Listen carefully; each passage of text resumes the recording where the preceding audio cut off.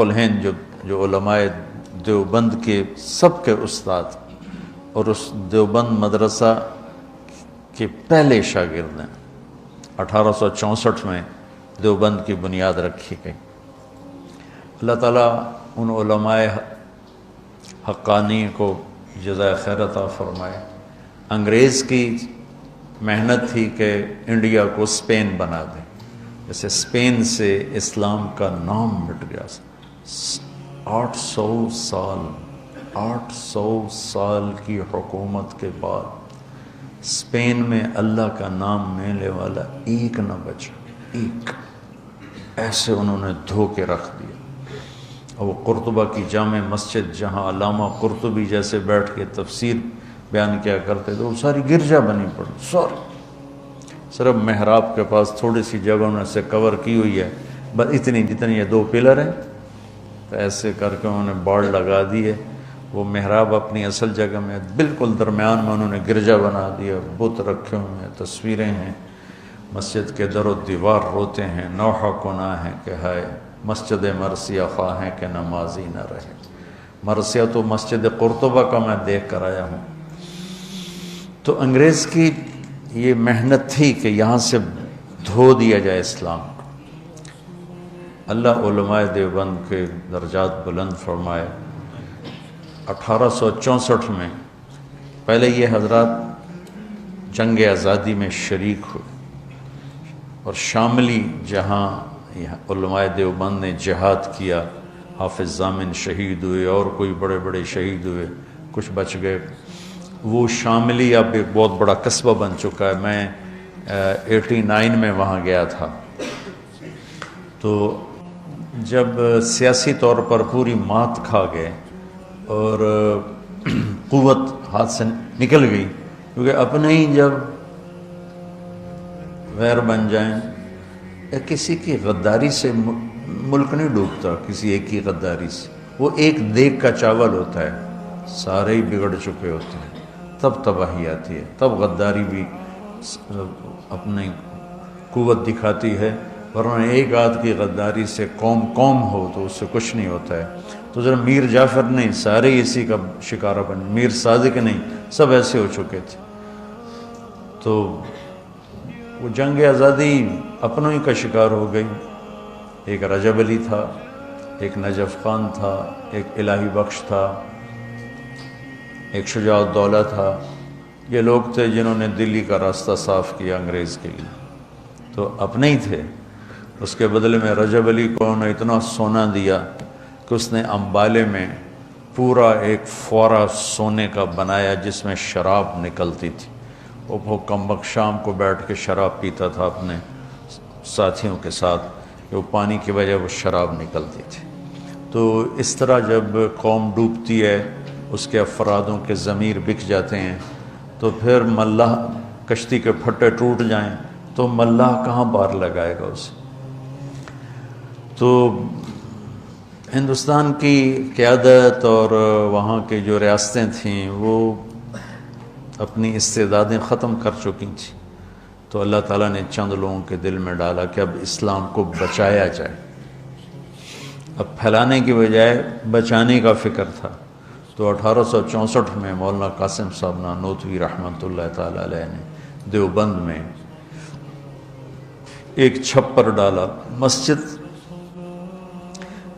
بنائی بغیر چھت کے، اور ایک چھپر جس میں ایک طالب علم اور ایک استاد اور ایک انار کا درخت۔ 89 میں وہ انار کا درخت میں دیکھ کے آیا تھا، وہ 1864 اور میں گیا تھا 1999۔ 100 سال سے اوپر انار کا درخت 15-20 سال کے بعد خشک ہو جاتا ہے۔ ہم تو ہمارا باغ تھا انار کے، والد صاحب نے لگایا تھا، ہم تو سنبھال ہی نہ سکے، پھر ہم نے اکھڑوا دیا سارا۔ تو وہ 15-20 سال سے اوپر انار کا درخت نہیں جاتا، خشک ہو جاتا۔ تو اس انار کو 100 سال سے اوپر ہو چکا تھا اور وہ سر سبز کھڑا ہوا تھا۔ چھتے والی مسجد کہتے ہیں جہاں، وہ مولانا سید خان صاحب، میں اور کچھ اور ان کے ساتھی، ہم وہاں دیوبند گئے تھے، تو وہاں وہ انار کا درخت دیکھا تھا تھوڑا سا۔ اور بعد میں پتہ نہیں کس کے دل میں آیا کہ یہ تو لوگ اس کی اب وہ کوئی عقیدت میں پتے لے رہا ہے، کوئی کچھ لے رہا ہے، انہیں کاٹ کے پھینک دیا۔ میرے جی میں تھا کاٹتے نہیں، ویسے اس کی حفاظت رکھتے تھے، ایک تاریخی چیز ہوتی، یادگار ہوتی، جب تک کھڑا رہتا، اتنا غلوب بھی ٹھیک نہیں ہے۔ تو 1864 میں استاد کا نام محمود احمد اور شاگرد کا نام محمود الحسن، اور کسی کو نہیں پتا کہ کتنی بڑی تاریخ بننے والی ہے۔ مولانا ظفر علی خان رحمۃ اللہ علیہ بہت بڑے شاعر گزرے ہیں، زمیندار اخبار نکالتے تھے، ان کا شعر ہے: شاد بادو شادزی اے سرزمین دیوبند، ہند میں تو نے کیا اسلام کا جھنڈا بلند۔ ہندوستان تو بدعات اور رسومات اور جہالت علم سے مناسبت ہی کوئی نہیں تھی، سب پیروں فقیروں، جو جاہل، پیر فقیر تو ہمارا سرمایہ ہے پر جو صحیح ہوں، لیکن وہ جاہلوں سے جڑے ہوئے تھے۔ تو شاہ ولی اللہ رحمۃ اللہ علیہ پہلی ہستی ہیں جو انڈیا میں حدیث کو لائے، ورنہ فقہ اور منطق مجھے آج تک سمجھ میں نہیں آیا کہ منطق کی ضرورت کیا ہے علم دین کے اندر، مجھے نہیں سمجھ میں آیا۔ یا لیت شعری، کوئی مجھے سمجھا دے۔ تو شاہ ولی اللہ رحمۃ اللہ علیہ پہلی ہستی ہیں جو حدیث کو لے کر آئے، اور لہذا جتنے یہاں حدیث کے سلسلے میں شاہ ولی اللہ پر مل جاتے ہیں، مطلب میرا سلسلہ محمد عبداللہ، خیر محمد یاسین، جو میری قراءتاً ہے، ایک ہے اجازتاً، وہ بھی بتاتا ہوں۔ محمد یاسین، محمود الحسن جن کو شیخ الہند کہتے ہیں، محمد قاسم، عبد الغنی، محمد اسحاق، عبدالعزیز، شاہ ولی اللہ، اور جو میری اجازتاً ہے وہ عزیر گل، محمود الحسن۔ اس طرح 3 واسطے بیچ میں نکل جاتے ہیں، میرے نصیب میں تھا عالی سند ہونا۔ عزیر گل، محمود الحسن، محمد قاسم، عبد الغنی، محمد اسحاق، عبدالعزیز، شاہ ولی اللہ۔ شاہ ولی اللہ پہ دیوبندی، بریلوی، اہل حدیث سب کی حدیث کی سند ان پر آ کر کٹھی ہو جاتی۔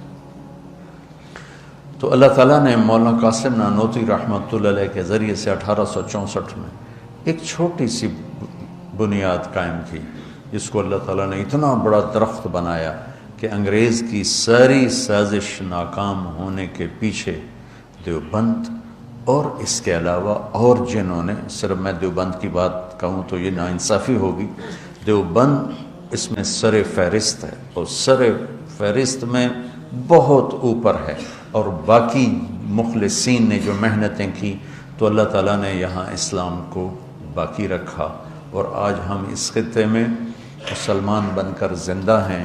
یہ اس وقت کے ان مخلصین کی محنت ہے جس میں علماء دیوبند کا ایک بہت نمایاں کردار ہے، اور ہم انہی کے شاگردوں میں سے ہیں۔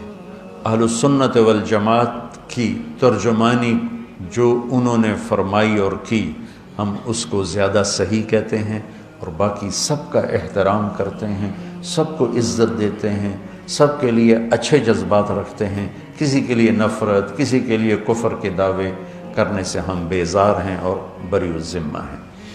تو شیخ الہند رحمۃ اللہ علیہ کی میں بات آپ کو سنا رہا تھا، یہ پہلے استاد بنے، پہلے شاگرد بنے، پھر پہلے استاد بنے، پھر یہ شیخ الحدیث بنے۔ یہ مالٹا میں قید ہوئے تو وہاں سے واپس آئے تو فرمایا کہ 3 سال میں نے غور کیا ہے کہ امت کے زوال کے 2 سبب ہیں، ایک قرآن سے دوری اور ایک آپس کے لڑائی جھگڑے اور اختلاف۔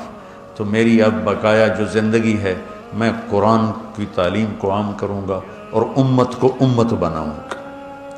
یہ محمود تو دیوبندیت کا پیغام ہے کہ امت امت بنے، لیکن ہم ہی اگر فرقہ واریت کو ہوا دینے لگ گئے تو پھر حق گوئی کہاں رہ گئی اور امت بنا کہاں رہ گیا۔ تو اللہ نے اپنے فضل سے ایک سلسلہ شروع کروایا۔ 1999 میں میرا خواب تھا کہ ایک مدرسہ ہو جس میں عربی تعلیم ہو، وہ بچے ایسے ہوں جن کا قرآن سے شغف ہو، حدیث سے شغف ہو، فقہ جہاں پر ہے وہاں چلی جائے. پہلا نمبر ہے قرآن، دوسرا نمبر ہے حدیث، اور تیسرا نمبر ہے فقہ. ہم نے الٹا کر دیا ہے. پہلا نمبر پہ فقہ ہے اور پتہ نہیں قرآن کس نمبر پر ہے اور حدیث کس نمبر پر ہے. فقہ غالب ہو گئی ہے. ہم فقہ سے بے نیاز نہیں ہو سکتے، لیکن ترتیب تھوڑا بدل دیں کہ پہلے قرآن ہو